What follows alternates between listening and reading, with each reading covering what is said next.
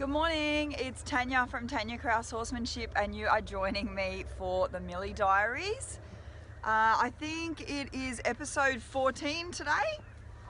We're just at the tail end, or not the tail end, we've got about 5 days to go on the colt start. So again, I'm running that little bit, I'm not really late today, but I need to get somewhere today. So my plan for today is just to continue on with this wormer.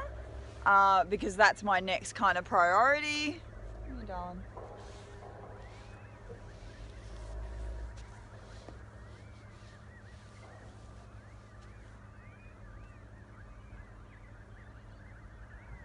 My fingers are a little cold this morning. So,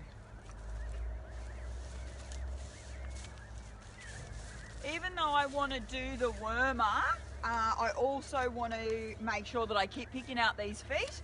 One, because I don't want to get to the point where I'm like, we got your front feet done, so I don't need to worry about picking up your feet anymore.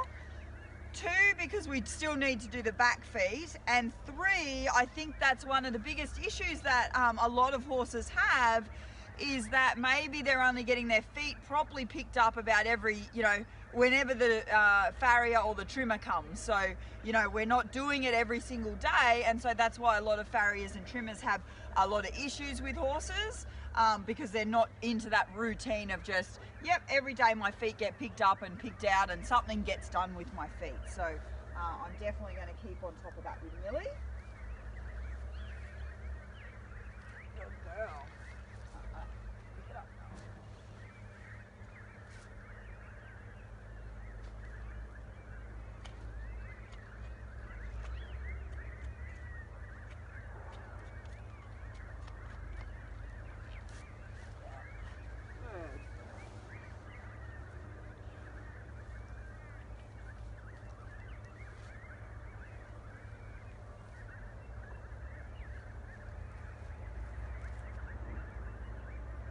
I'm just correcting her that little bit now. When she goes to step backwards, I'm actually asking her to step forwards. Girl.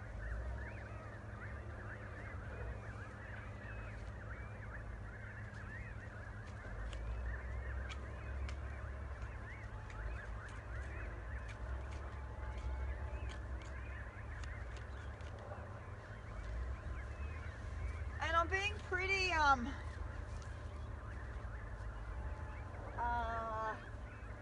definitive in that what I'm doing. You notice the first couple of videos when we're picking up her feet, we don't even pick up her, I don't even clean them out.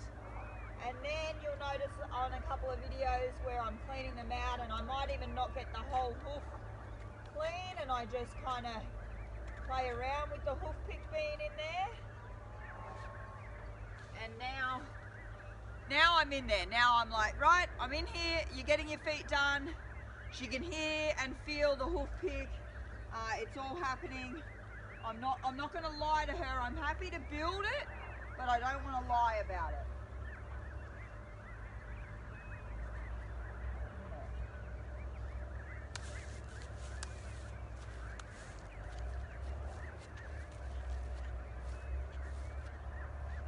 Good.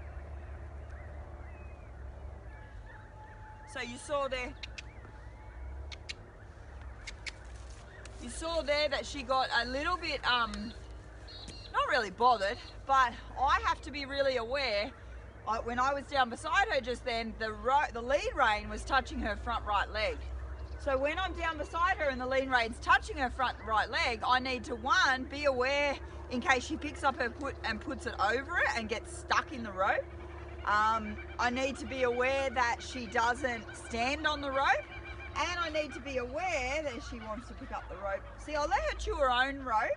I don't want Rip to chew it because he'll take it away somewhere. He'll pull on her. But I'm happy for her to chew on it. It might be a little bit of anxiety, a little bit of pacifying herself, whatever, a bit of exploration. She just wants to feel the rope. I've got to make sure that rope doesn't, on her front leg, doesn't sort of tickle her and make her jump around while I'm down there underneath her. So there's all these factors I need to consider when I'm working with a horse on my own like this, and I need to sort of have eyes in the back of my head to make sure that I keep myself and her as safe as possible.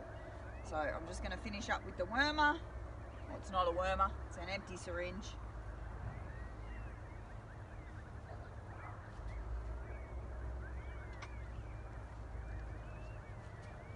Good.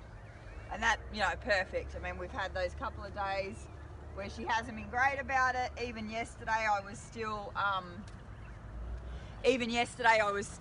only putting it next to her mouth, and I took it away 3 times like that, and then I put it in her mouth, and today I just went straight to putting it in her mouth. So that's looking absolutely fantastic. My plan for when, I'm not sure when I'm going to have the time because it's so cold. I've got a tiny bit of molasses in the shed, and I think I do. We don't use it very often, and I'm not big on molasses for horses, obviously with the sugar and everything like that. And you know, these horses, Millie particularly, she probably has never had it, so I'm not sure that she'll enjoy it so much, but I need to put something in there. I want to put something in there that tastes a little funny, and I think molasses is probably my best bet because it won't be, she won't be like, oh, that's disgusting. She might sort of be like, oh, that's weird, and then she might think, oh, okay, and there's a nice yawn there. And then she might like it. So I hope that I have time to do it in the morning, but because it's cold, because it's winter, the molasses is going to be really thick and heavy, so I'm going to have to boil the jug and, you know, use hot water and all that sort of stuff. So hopefully I have enough time to do that in the morning. It is really cold here this morning. My fingers are just about frozen and my mouth is just about frozen too. So I'm glad we're all done. I'll go mix up these guys' feeds. She obviously enjoyed the session, dropping in with me there. And I'll see you guys tomorrow.